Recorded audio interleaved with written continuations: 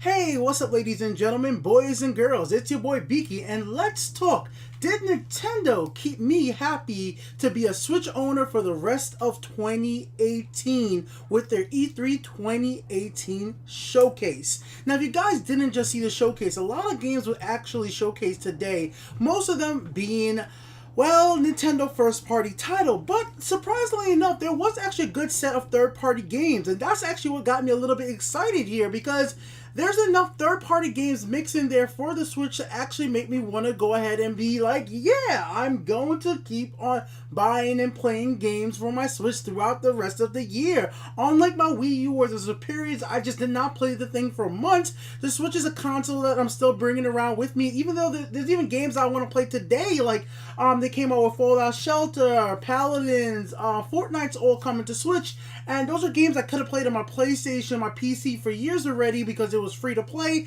but some of those I played for a while, put them away, but a lot of times I want to play a shooter while laying down in bed, and I think Paladins and Fortnite coming to this console is going to be something really nice for me to be able to do because I don't have a Steam Link or a PlayStation Portable that could play those games because Sony's not doing that anymore, and I was kind of excited for that. And you see some of the third-party titles that are coming right now, some of the indie games, and I know I'm showing you guys this stuff instead of the big blockbuster Smash Brothers, but we all expected Smash Brothers, we all expected Pokemon.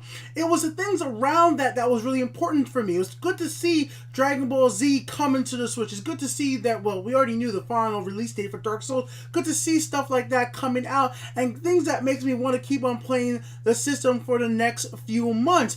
As much as I do want to see Samus in the new Metro Prime game, which they did not show anything of what's going to be coming out probably in 2019, I can understand why Nintendo actually focused on this year mostly in a way because they've been doing that. They've been only doing directs closer to when games are actually getting released and trying not to show things that are too far ahead in time. And this is one of the few times that I'm actually okay with that. As an owner of a Switch, I'm like, you know what? I want to know what I'm going to be able to play this year. I want to know what I'm going to be able to play over the next few months. And I'm just like, you know what? Good job. I'm going to be playing Smash Brothers. They did a 25-minute showcase of Smash. I really damn well enjoyed that. I can't wait to play that. I'm going to have a video talking about Smash and showing some gameplay of that after this.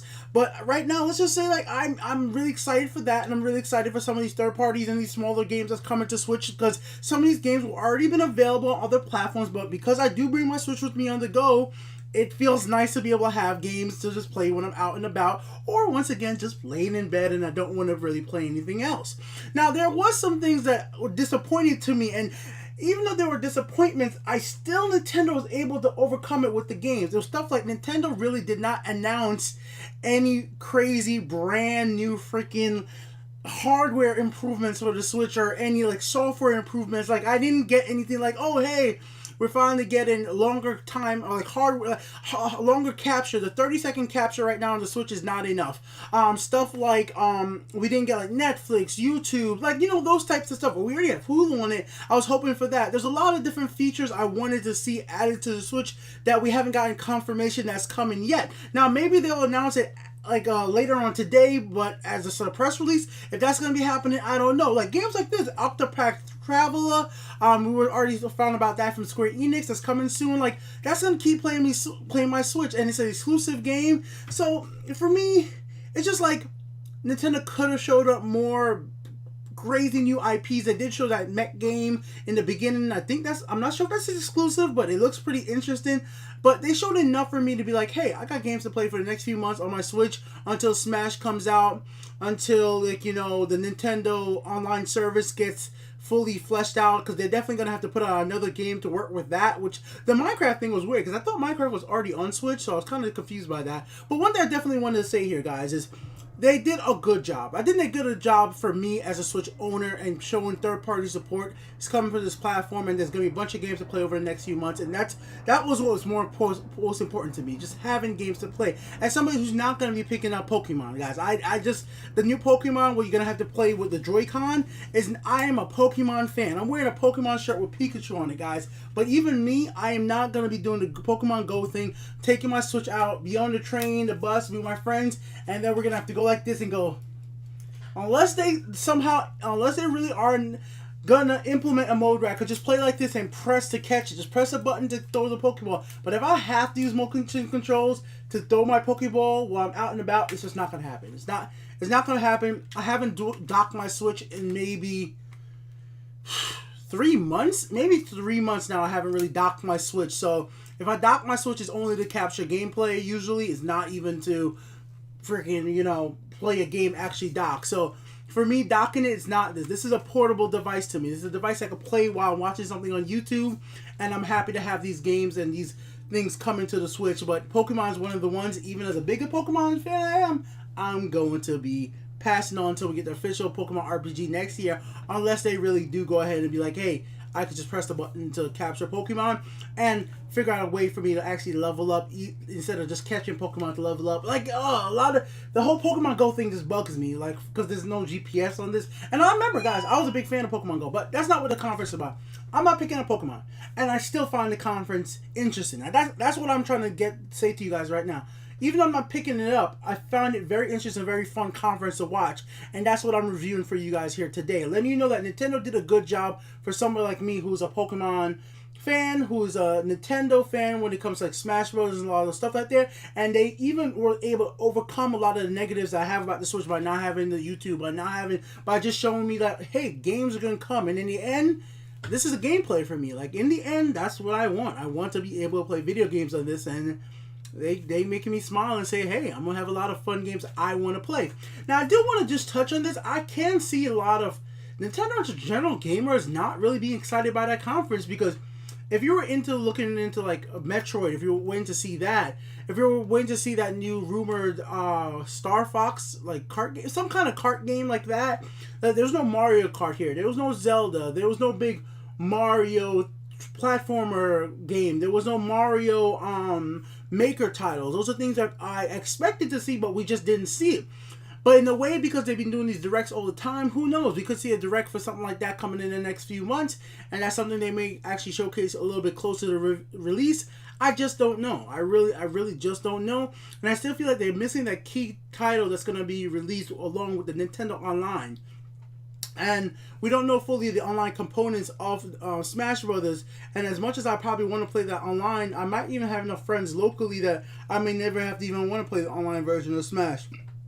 So they haven't really sold me on the online service yet, but maybe they haven't run out fully fledged out the details of that yet. And I keep just feeling like they're going to do a direct closer to fledge it out. And like, I can't blame them for doing the way they did it today. I mean, like, focus on one game that looks amazing that a lot of players are going to play. But if you're not a Smash fan and you don't care about Smash Brothers, it just ended abruptly and you're like, where is the rest? Now, obviously, they're going to be showcasing more at the Treehouse event, but many gamers don't follow up and watch the whole entire Treehouse event. They just watch the press conference, get their information from there, and move on with their life. And if that's you and you don't care about Smash Brothers, you don't care about Pokemon, playing it in the Go form, lifting up and throwing your damn Joy-Con around like a fool, if you don't care about stuff like that, then you could be disappointed. If you don't care about playing Fortnite, Paladins, Elder Scrolls Legends, Fallout Shelter, Octopus Traveler, like if the games that they showed you just don't like, then this was a disappointing conference to you, because there was nothing crazy and new IP from Nintendo to make me go, wow. Other than that Mech game, which I actually think the Mech game in the beginning looks bad. I actually put a poll out on Twitter, and I said, do what you guys think? Need to see more. And most people put they need to see more. I just think it don't look good from whatever the heck it is.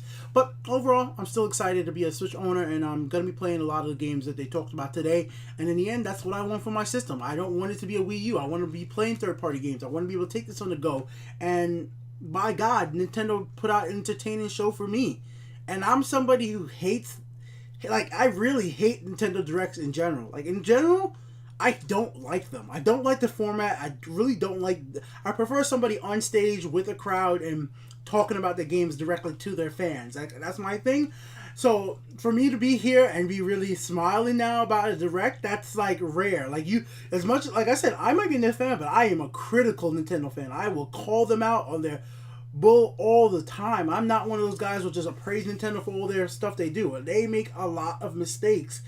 But when I'm smiling and excited for what's next, that's just good for the video game industry. It makes me want to buy games and hopefully have other players to play with as well. There's still a lot to wait for to see what the online service really got to offer, what games we're going to want to play with those.